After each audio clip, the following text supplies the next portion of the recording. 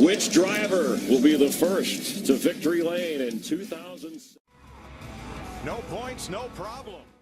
Kyle Larson's been top 5 in both of his Clash appearances, and Danica Patrick top 10 in 2015 in this race. Kyle Busch won it in 2012. Chase Elliott is a first-time Clasher. Matt Kenseth, the 2015 victor, and Daniel Suarez, first time ever in a Cup car. He replaces. We just saw the 24 car off of turn 4 get really loose. Those guys in the back, those cars just aren't driving that great, Jeff. They don't have any aero. They've been back there the whole time fighting that aero, so they're really wearing their tires out. They're fighting hard to get up there, but all that dirty air is really not helping any of those handling issues. Here's Vince on Chase Elliott.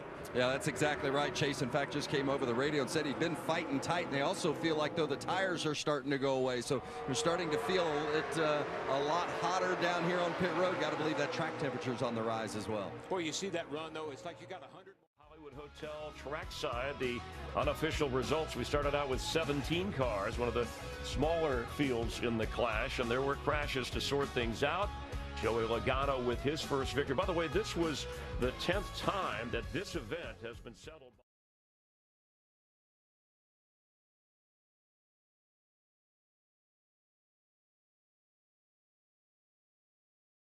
It's the Daytona 500. So much history here. Most important front row pole position of the entire season. Today, it's all about sheer speed and how much finesse the driver can use to get that speed out of the car. It comes down to hundreds, no, thousandths of a second. I have no idea what's going to happen. We're getting ready to find out. This is our year. Let's just do it. Here's Chase Elliott of Dawsonville, Georgia. 45. Wow, that's the fastest lap yet. Youngest driver ever to start on the pole for the Daytona 500. You can't make this stuff up, guys. Here they come to the line. To the Daytona 500. Come on. Side by side, bouncing off. Denny Hamlin. Oh my goodness. Closest 500 ever.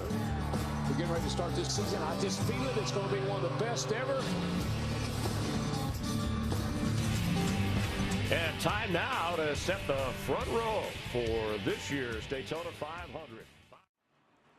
And electronic scoring from NASCAR has Earnhardt 46.665, 192.864 miles per hour. That's 3.5 hundredths better than Brad Keselowski. I'd say Greg Ives' stopwatch is pretty good. I would too. He had a 66. Very good. And then there was one. Well, you know, Dale Jr. is going to be on the front row.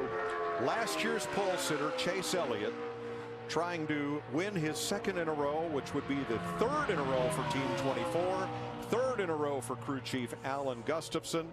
And those 3 poles, if he makes it, 1 for Jeff Gordon, 2 for Chase Elliott. Can he do it?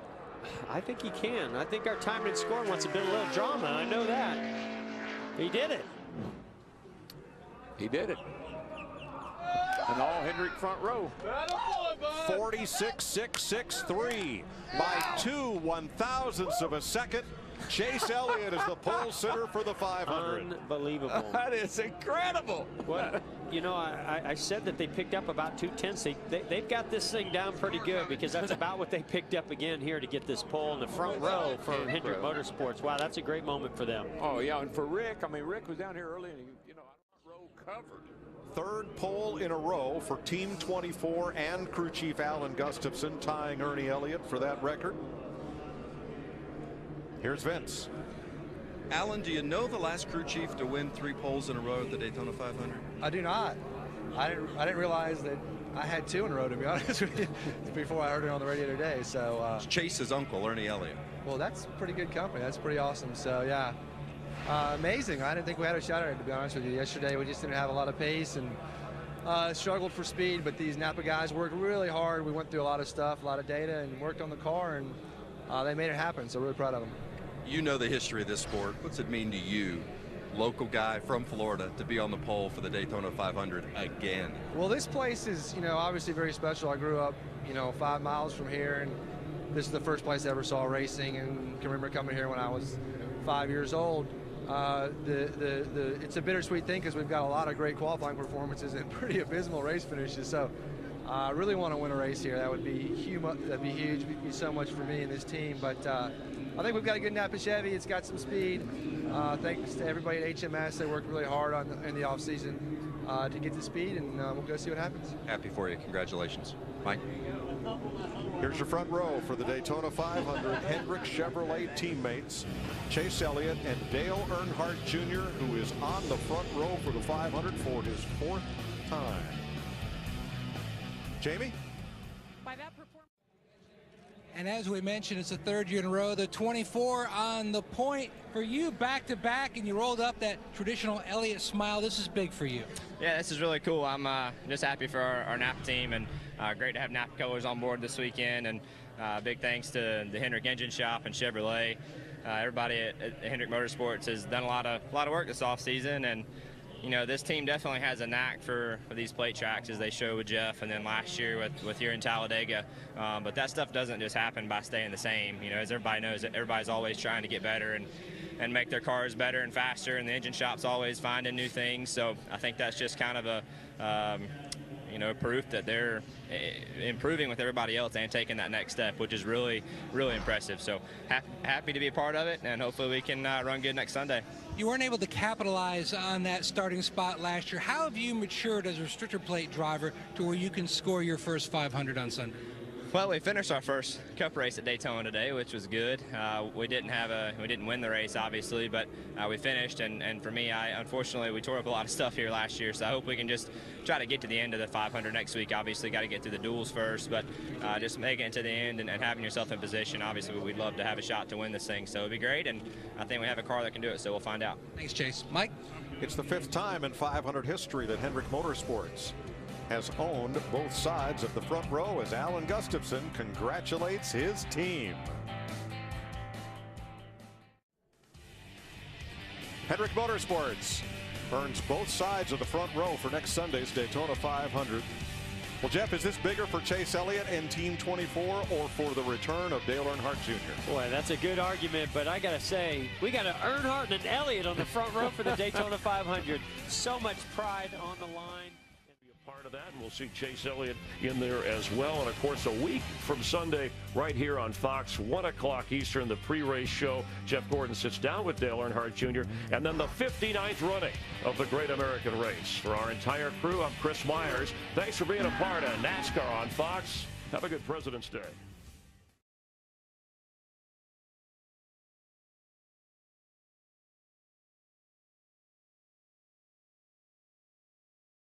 To Jeff, maybe we can say hi to Chase. To hey Chase, how you doing?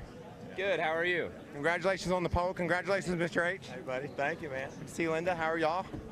Got a strategy just to get out front and lead every lap? That'd be nice. Aren't you supposed to be racing? I'm in the next one, so okay. I'm the opposite of you. I'm in the back of the second one. You're in the front of the first one. All right. Well, hey, whatever it takes, right? You gonna get in this thing or what? Yeah, I'm all set. All right. I'm gonna get in there and I'm gonna really charge hard. The Napa car is looking good up front. It does look good up front. We hope we can keep it there. So I'm glad we can get the Napa colors back on the pole this year. So hopefully we can have a better result than we did last season. So we'll have see. Fun. Yeah. Daryl, it's just energetic down here. This place makes me happy. I'm in my happy place.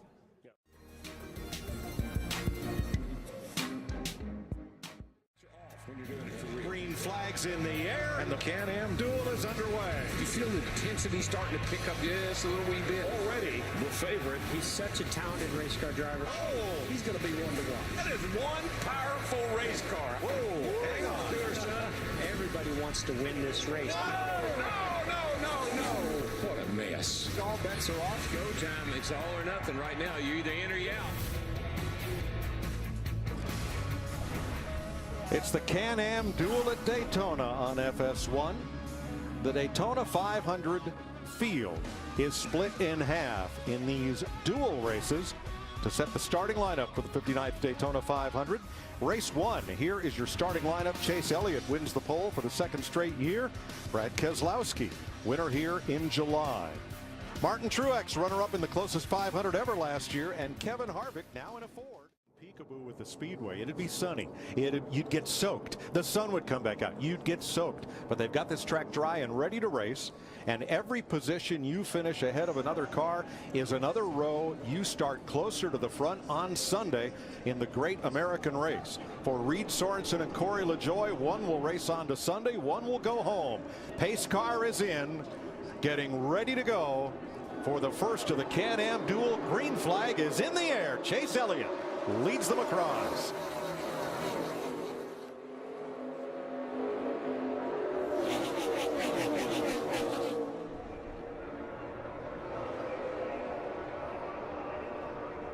As these cars head into 1 and 2, I'm really anxious to see what Chase Elliott learned last year on these restrictor plate tracks. He's back on the pole, but has he gained the experience and knowledge that he needs to keep these competitors and these veterans behind him? Mike, I hated to do the old switcheroo on you on the 78-22, okay. but you asked me first, so I took 78. Because like a little birdie told me he's going to be really good tonight. Wow, I think he power is. Move right there by Chase Elliott in the 24. Did a little side drafting off the 2 car. Goes into the lead. Now on the inside row, or inside lane that is, Martin Truex Jr. Here's what he was concerned about on the pace lap. Big push coming from Chase Elliott on the 18 of Kyle Busch. But look at this. He's going to make a move on the outside. Yeah, Elliott, Menard, Logano, they're hooked up now on the outside. Coming to the front, Keselowski moves up to pick up that push. Wow, look at this. Is this a move for the lead right here by Chase Elliott? Going side drafting off the 2. He's going to complete this pass. Power move, baby. Woo! Here comes Paul Menard on the outside. 9 laps. Okay, 9 laps. Kyle's got tires now. Can he get back to the front? You know, yeah, we saw Logano in the 17 move up there in no time, at least to the top 5 or 6 positions. Yeah, I just wondered if he's got enough time. He's got the tires now over everybody else. Restart with 8 laps to go. Jamie Mack giving a push to race leader and pole sitter Chase Elliott, with Kevin Harvick ahead of Brad Keselowski on the high side. I think Murray's an incredible pusher. He's so aggressive. He knows how to get up on that rear bumper and give Chase Elliott that big shove out to the lead. Yeah, he's going to have a new nose when this race is over with. He'd use that baby up. Elliott moved up, came back down, trying to hold those Fords back on the outside. So that was a real tough call by Chase Elliott. He had to block the inside lane. He said, hey, the 1 car's been working with me. I'm going to use that lane. I'm going to go down there. But unfortunately, that allowed Kevin Harvick to get to his outside. Yeah, you got 4 Fords here on the outside lining up pretty good right now. Looks like they might get the push. Elliott holds the lead, 7 to go. Boy, Chase was extremely aggressive coming up to the left rear quarter pound on the side draft Kevin Harvick. Woo. And at the same time, we saw the one in McMurray doing the same thing behind him. And that's going to get him the lead.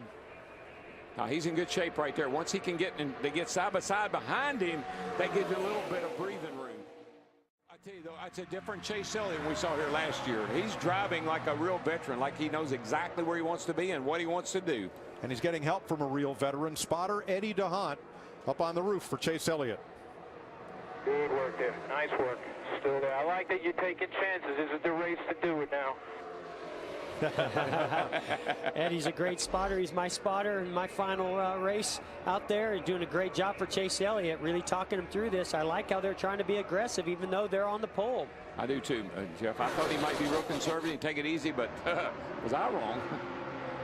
But I agree with you, DW. You know, I think he's a quick learner. Yep. We've seen that at other tracks, and this was one where he felt like he really needed to take more chances and gain that knowledge and experience, and it's really paying off here. Hard to do right there. That car is a handful when it's in the middle like that. Cars on your left, cars on your right, cars on your bumper. Almirola trying to help.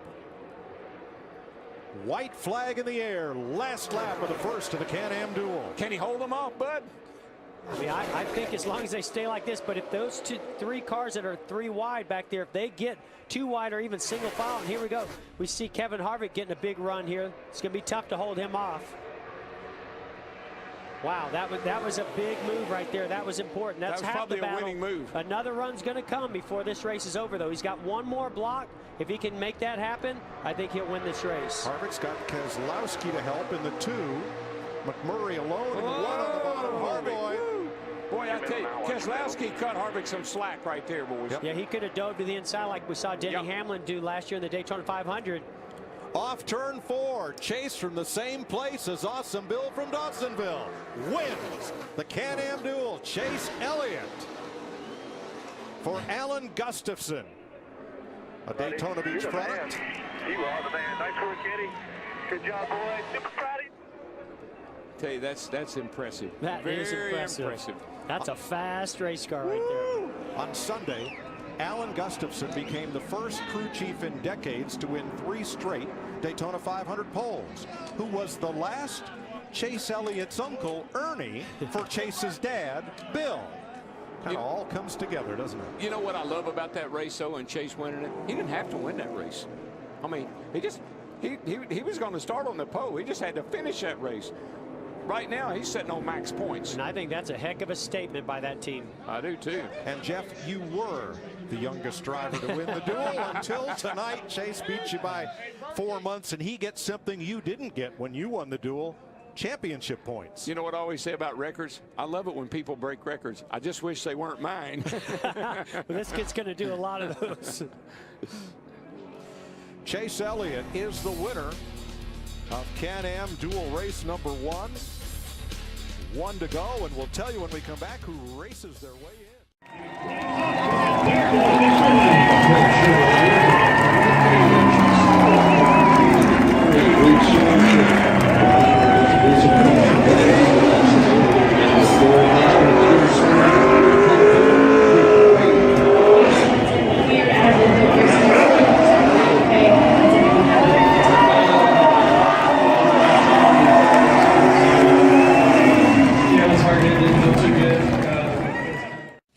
Duel of the night, and the top 10 finishers earn regular season points.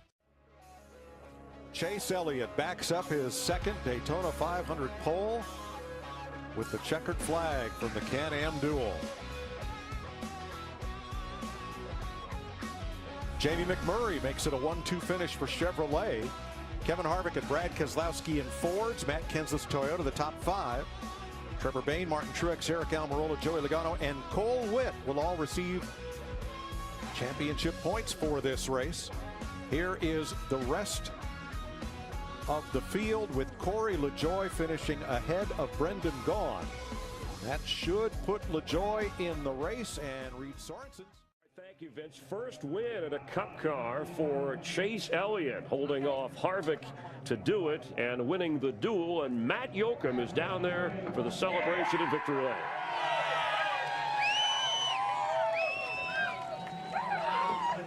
His Hall of Fame father in attendance, confidence and composure behind the wheel by the sophomore driver. Last year, you almost beat yourself up too much over what happened on the racetrack during your rookie season. Where did you improve most that showed tonight?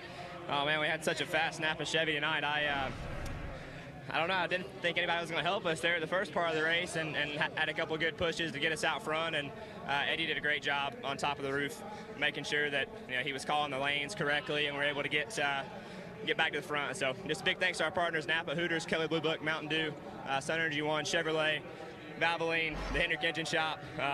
They had some steam tonight, and it was apparent. I spoke to Alan Gustafson on the grid. He never once mentioned points. It was always save the car, save the car, save the car. A lot of risk versus reward, but you earned some good points looking at the bigger picture. Yeah, to be honest with you, we weren't even really thinking about that, so that's great. I'm excited about that, but really just more excited about how this thing ran tonight, keeping it in one piece. Great way to start the season for us. This is, I know it's just a dual win, and it doesn't count, towards a win in the playoffs, but still means a lot to me. It means a lot to our team, and like I said, just a great way to start the season. Congratulations. Jamie? For 28 laps tonight, but Chase Elliott, he was 4 years old when his father Bill won his 4th and final dual race, celebrating in victory lane.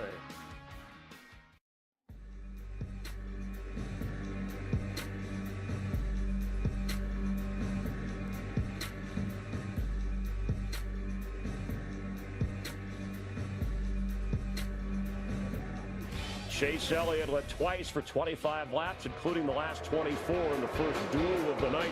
Joey Logano with a right front tire problem, having to make an unexpected pit stop. Look at this power move. by the pole sitter for the Daytona 500, getting past Keselowski, and Kyle Busch getting loose. Paul Menard involved as well. Reed Soren to try to race his way in, caught up with Corey LaJoie.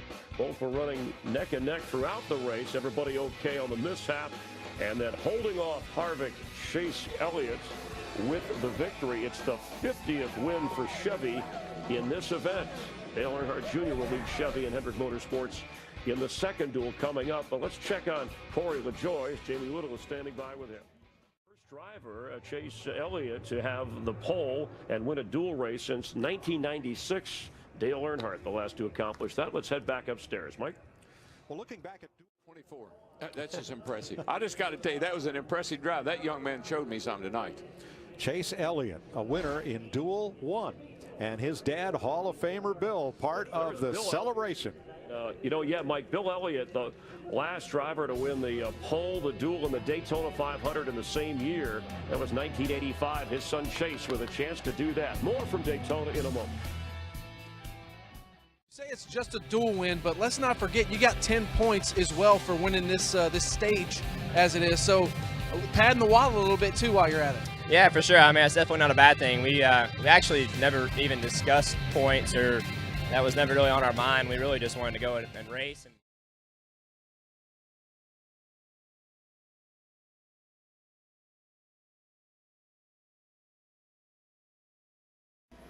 A sellout crowd, wondering which of these 40 drivers Lady Luck will choose to Uber her to their 200-mile-per-hour date with destiny this afternoon. It's the 59th annual running of NASCAR's crown jewel, the Daytona 500, on Fox.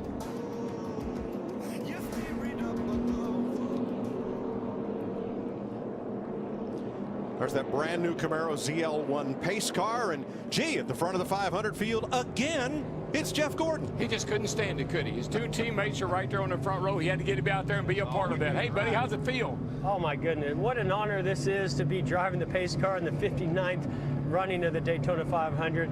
And you can't tell us, but those engines are roaring and ready to go behind me. What a thrill this is. Yeah, Indy and now Daytona. I mean, buddy, and you were in the Rolex down there a few weeks ago. You're on a roll. I'm loving Daytona like I always had, even as a race car driver.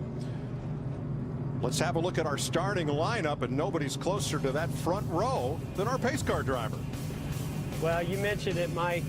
What a front row it is. Hendrick's 5th front row start, led by the pole sitter, 21-year-old Chase Elliott. And outside of him, boy, aren't we all thrilled to have Dale Earnhardt Jr. back, 2-time Daytona 500 winner.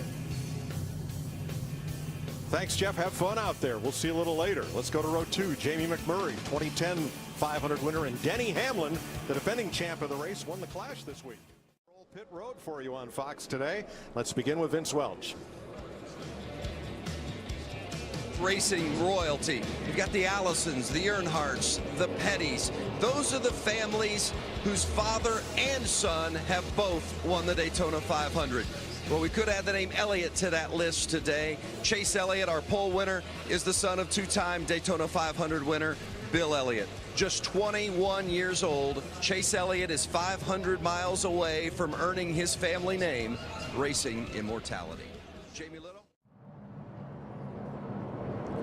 That rumble will shortly become a roar as 40 stock cars with nearly 800 horsepower come by the start-finish line in front of a sellout crowd to begin the great American race. Mike, it's like a flashback for me. An Elliott and an Earnhardt on the front row. Gordon leading them to the flag. Folks, everybody's on their feet. I've been waiting for 6 months to do this. Boogity, boogity, boogity. Let's go racing, boys!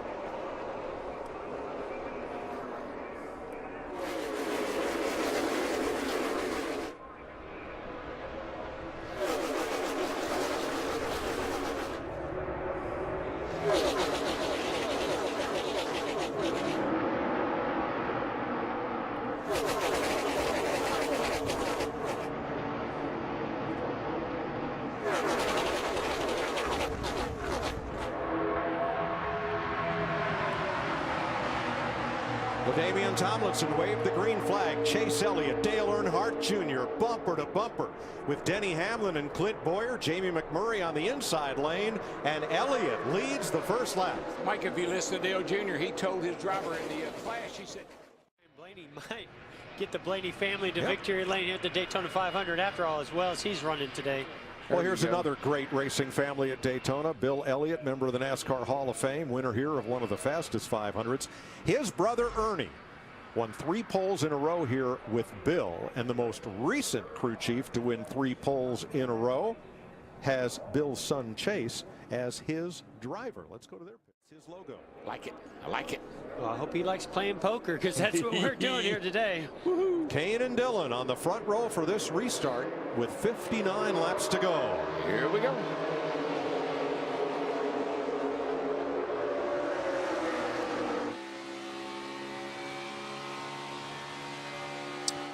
Mike, you know last year who had the best average finish on all the restrictor plate tracks? Austin Dillon. And here he comes for the lead on the outside. On the inside, excuse me, that's Kane. Oh, big trouble. But they wrecked. Did they not wreck? No, they're wrecking. Suarez to the inside along with Newman. Cars piling up to the outside and all the way across the track. Was that? They're still wrecking. Oh, McMurray's involved. It almost looked like the rear bumper of possibly Chase Elliott got turned into somebody. But Ty Dillon straight. What a mess. Good grief. Landon Castle. All right, let's see now, what one of the cars we'll keep an eye on. That's the one right there. Jamie McMurray. And the 24 in front of him. Oh, he tries to go to the inside, make it 3 wide. Yeah. Gets to the left rear bumper of the 24 of Chase Elliott, turns him down into, I think that's Michael McDowell, and that just starts a chain reaction. Boy, McMurray's just super aggressive.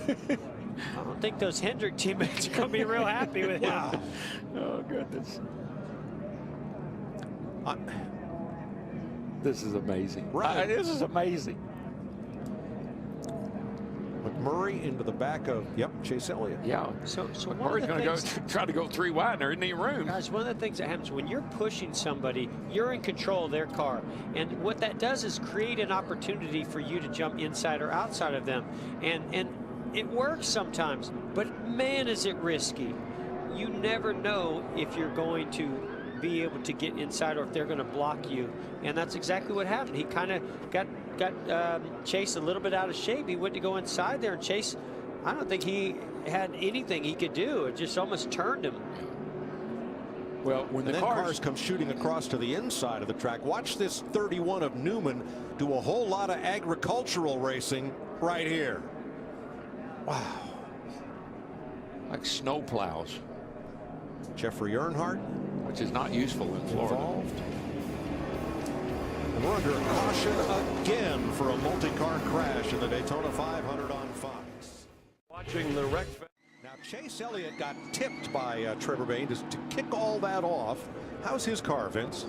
It's actually not too bad. They did pull out that right rear fender a little bit. That was minimally damaged. The significant damage was on that left rear, but they were able to use the baseball bat and bend it back out as well. Put a fair amount of tape on that left rear also. But considering the potential for damage, they really came out of that pretty well unscathed. They've been in on multiple occasions. They've had 3 different people keeping an eye on the time spent in the pit box, including Eddie DeHaan, one of the spotter on the roof, and one of the engineers as well, to make sure they don't exceed that 5-minute clock. Hey Vince, we're looking at this. Me and DW have been talking about this. He made such solid contact with the left rear to the right rear of, I think it was Michael McDowell. We believe it's pushed that whole rear end housing over. If you look, the left side's sort of tucked in, and on the right side, it's almost sticking out. I'd be a little bit concerned of some of the suspension component damage that may happen underneath that car. Yeah, I think he took a shot right in that left rear tire or left rear wheel, and it drove the rear end housing over just a little bit, Jeff. I don't know how that's going to affect the handle of the car. He did an amazing job keeping that car going straight and not spinning out, but I think it came at the price of that solid contact with the left rear. Oh! Oh, trouble again. Trouble again. Here we go. And across comes the 23, Joey Gase. Big slide. And that splitter digs in when it gets to the grass. Brendan Gaughan is involved.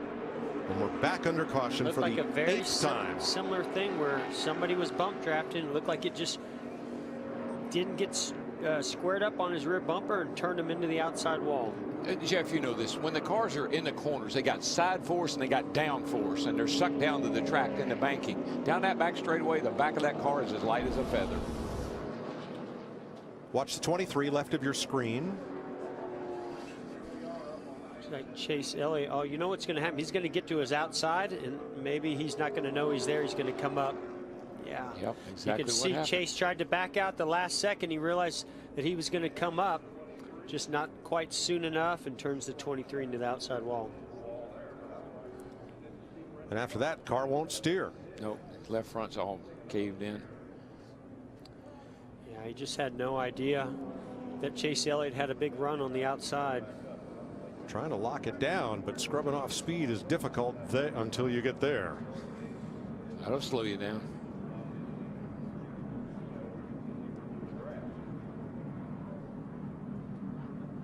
Just a bam.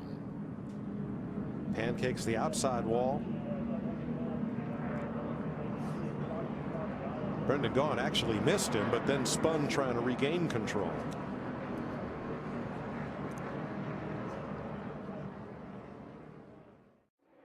Vince? Well, it's been an eventful speed weeks for that 78 of Martin Truex Jr. They've had multiple issues trying to get just through tech at various times throughout the course of the speed weeks. And then today, their race, they had a loose wheel early in the race. They've been in multiple times to fix crash damage, but they've executed very well. And now, big save by Truex. They're still in the hunt. Unbelievable save by Martin Truex Jr. right there. What happened to Almirola? He just dropped like a rock, and everybody had to scramble. I think the 42 car pushed him up the hill. Then they got 3 wide, and Truex just about. So Truex had... Goodness gracious. Watch this big run he has. He's going to get a big push from the 21. Look at Chase Elliott. Chase 22. tried to dive out behind Almirola and got into the 22. Chase had the run. He had to go. Had to go. Lifters are losers. Here's the save by Truex. Blaney right there. So right when you get to that left rear quarter panel, that's what turns the back of these cars around. So we stay. Yeah, I'm convinced they're going to wreck again. I mean, they keep trying. Certainly. Oh my goodness. All the madness. Now earlier, Team 22 was not happy with at least one of the drivers in this field. That 24 needs to calm down. He's hit everything with a snack bar today. The third person he's drove at the side of like that. Certainly Chase Elliott's been aggressive. I'll give him that. And I mean, heck, there's not many cars that haven't been hit in general out there. I mean, they're all damaged. Side by side with Logano these last 8 laps. Can't get ahead, can't clear him. What needs to happen for this logjam to change? Well, it's going to change. Not that. It's going to change right now because Chase Elliott got a big run behind. Gung-ho for some pushing, so we're going to be really watching this 24. You're still. I think that spotter keep an eye on that 24. Green. Watch the inside now. In this gauntlet of speed, chaos, and destruction, courage is the only thing that stands between you and the checkered flag. The Folds of Honor Quick Trip 500, next Sunday at 2 Eastern on Fox. Chase Elliott in the 24 Chevrolet pulled hard on the outside with a little drafting help from the Toyota of Martin Truex, and the son of 2-time 500 winner Bill Elliott forged back to the lead, albeit briefly, as Logano storms back on the inside. Oh, this is a battle right here. Ford versus Chevrolet with a Toyota back there. And I mean, this is a manufacturer battle. Not only that, but these guys, I mean, Joey Logano's trying to win his second Daytona 500. But you saw what materialized to make that happen. Martin Truex Jr., he gets a big run on the outside. Chase Elliott moves up in front of him. That's all it took. Now he got into the back, or behind the 22, got a big draft, and he took advantage of that big run he had and went to the outside. Didn't clear him, but he got there. You were riding with the 3, Austin Dillon in 3rd. His grandfather, Richard Childress, was the owner when Dale Earnhardt finally took the 3 to victory lane in this race in 1998. Now, Larry and I have discussed fuel. Is it a concern for anybody on pit road, Matt? It certainly is for the 41 of Kurt Busch. I just spoke with Tony Gibson. He said at this point they are about half a lap short. It's race day in America. And there's a place for renegades like us. Where ice-cold beer and fresh-made wings are the food pyramid. Where shorts are called shorts for a reason. So buckle up, y'all. Let's cheer on the veterans. At a place that was damn near built for it. We're Hooters. Politically incorrect since 1983. The official home of race fans. 20 years ago, Jeff Gordon won his first Daytona 500 in the Hendrick number 24 Chevrolet. Here is Chase Elliott trying to win his first. 17 laps to go as they come to the line. Laps to go, and in the top 9 there is only one driver who has never won in what is now the Monster Energy NASCAR Cup Series, and he's the leader. Yeah, and this could be it. What a great week this would be for that 24 car. Jeff, he won the pole. He won his qualifying race, and he's got a pretty good chance of winning this 500. He's got an excellent chance, but it is anywhere but over now. You know, we've got way too much racing still left to go. 5 laps at Daytona.